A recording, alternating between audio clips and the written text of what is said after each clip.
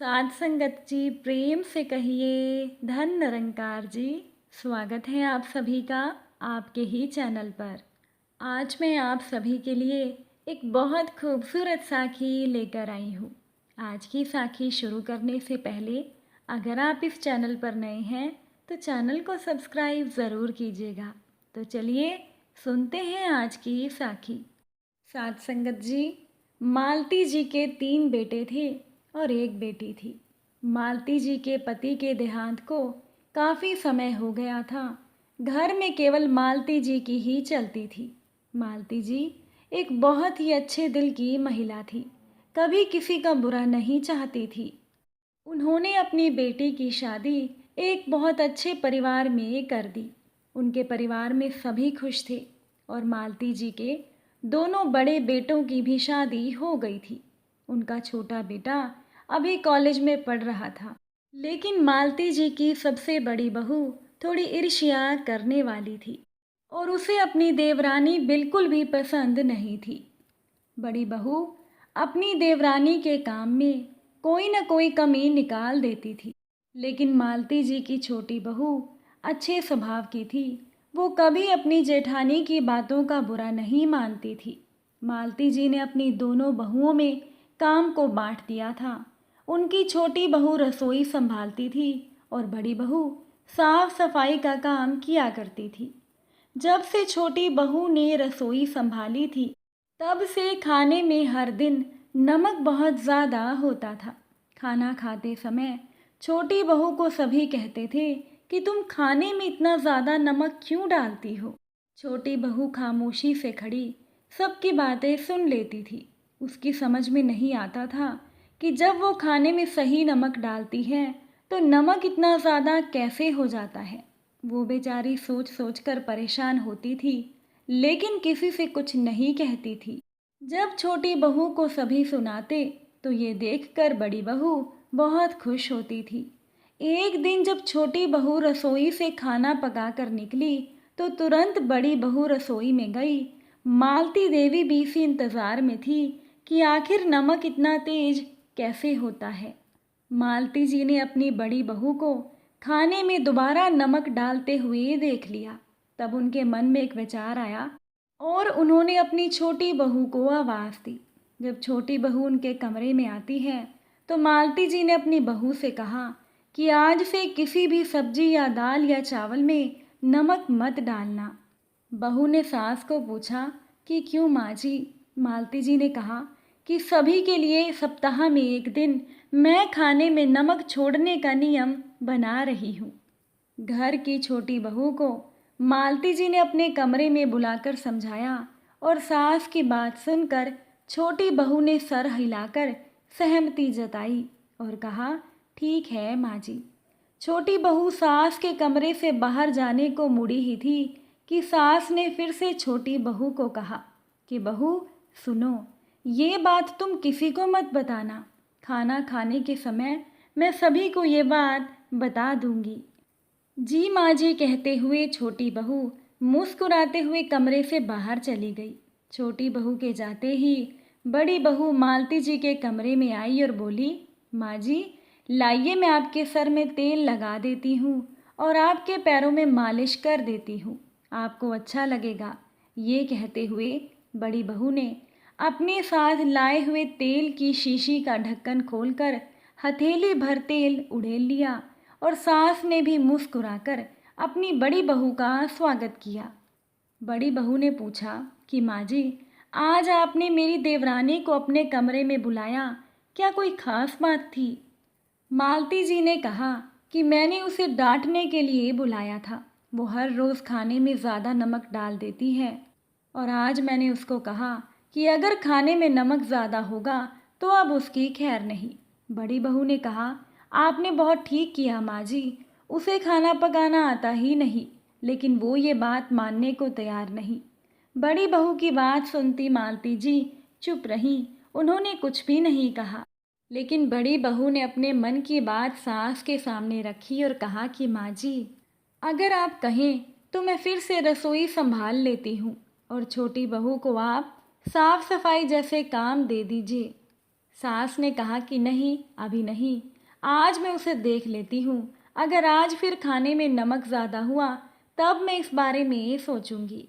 मालती जी ने मुस्कुराते हुए अपनी बड़ी बहू को जवाब दिया और सास की बात सुनकर बड़ी बहू सास के कमरे से बाहर चली गई।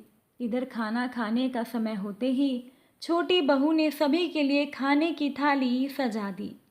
खाने का पहला निवाला मुंह में डालते ही सास मुस्कुराई और कहने लगी कि आज खाना बहुत स्वादिष्ट बना है। वहीं दरवाजे के पास खड़ी छोटी बहू हैरान थी, क्योंकि उसकी सास के साथ साथ घर के सभी सदस्य भी बड़े ही दिल से बिना कोई नमक की शिकायत किए स्वाद लेकर खाना खा रहे थे। छोटी बहू समझ नहीं पाई। वो सोच रही थी कि जब मैं खाने में सही नमक डालती थी तो इन लोगों को ज़्यादा लगता था, और आज मैंने नमक नहीं डाला तो सब लोग आराम से खा रहे हैं। आखिर ये सब क्या हो रहा है? खाना खाने के बाद सास ने अपनी बड़ी बहू को कमरे में आने का इशारा किया। सास का इशारा पाकर बड़ी बहू उनके कमरे में जाकर कहने लगी कि माँ जी बताइए, आपने मुझे क्यों बुलाया? उन्होंने कहा, मुझे पता है तुम रसोई अच्छे से संभाल लेती हो और तुम्हें खाने में नमक डालने का सही अंदाज़ा भी है। सास के मुंह से अपनी तारीफ सुनकर बड़ी बहू बहुत खुश हुई। मालती जी ने कहा, लेकिन अगर हम बने बनाए खाने में दोबारा नमक डाल दें तो खाने का स्वाद बिगड़ जाता है। शायद इस बात का अंदाज़ा तुम्हें नहीं है। मालती जी की बात सुनकर बड़ी बहू चौंक गई, कुछ बोल नहीं सकी। लेकिन मालती जी ने अपनी बात पूरी की कि मैंने छोटी बहू को अपने कमरे में बुलाकर आज खाने में नमक डालने से मना किया था, लेकिन फिर भी खाने में नमक बिल्कुल सही था। ये सुनते ही बड़ी बहू हैरान हो गई और वो अपनी सास से माफ़ी मांगने लगी। कहने लगी कि माँ जी मुझे माफ़ कर दीजिए। बड़ी बहू मालती जी से नज़रें नहीं मिला पा रही थी।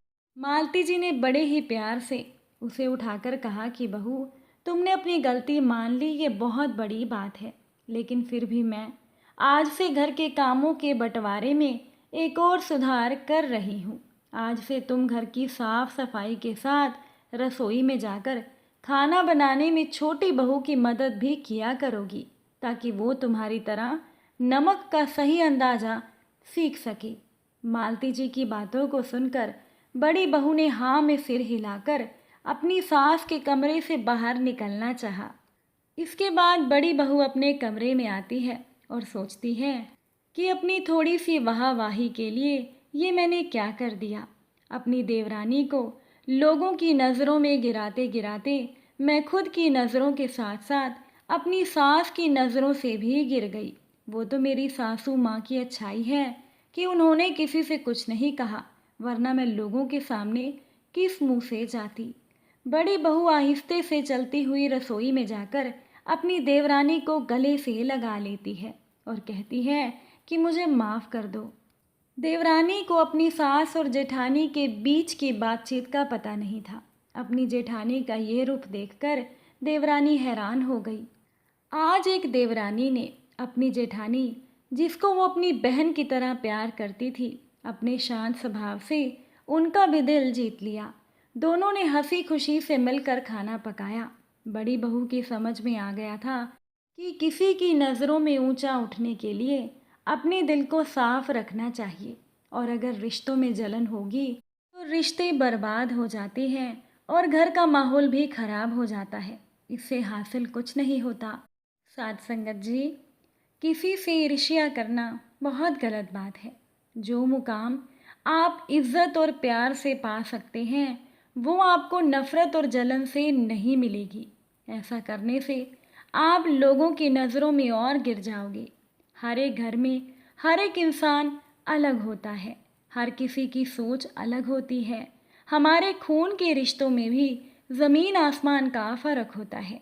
तो फिर देवरानी और जेठानी ये तो अलग अलग घर से आती हैं, फिर उनकी सोच बराबर कैसे हो सकती है?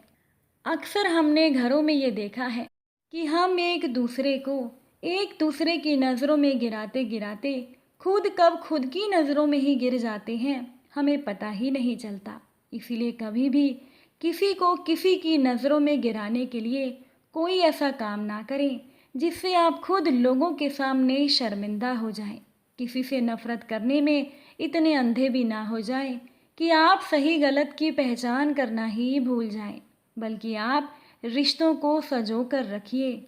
और ये देवरानी जेठानी का रिश्ता तो बहुत ही खट्टा मीठा होता है। अगर आप अपनी देवरानी को अपनी छोटी बहन समझोगे तो वो भी आपसे एक बहन का फ़र्ज़ ज़रूर निभाएगी। साथ संगत जी, जहाँ पर चार बर्तन होते हैं वहाँ वो आपस में टकराते ही हैं। तो इसका ये मतलब तो नहीं कि हम बर्तन को बाहर फेंक दें, बल्कि हम बर्तनों को साफ करके रखते हैं। ऐसे ही हर एक रिश्ते में थोड़ी बहुत अनबन हो जाती है, लेकिन इससे रिश्तों पर जलन और नफ़रत की धूल ना पड़ने दें, क्योंकि अगर एक बार दिलों में ये धूल बैठ गई तो फिर ये धूल कभी साफ नहीं होगी। इसीलिए कभी भी रिश्तों में जलन और ईर्ष्या का भाव ना रखें। साथ संगत जी, इस साखी को लेकर आपकी क्या राय है? अपनी राय कमेंट करके ज़रूर बताइएगा। आप सभी से फिर मुलाकात होगी एक नई साखी के साथ। साथ संगत जी, प्यार से कहना, धन निरंकार जी।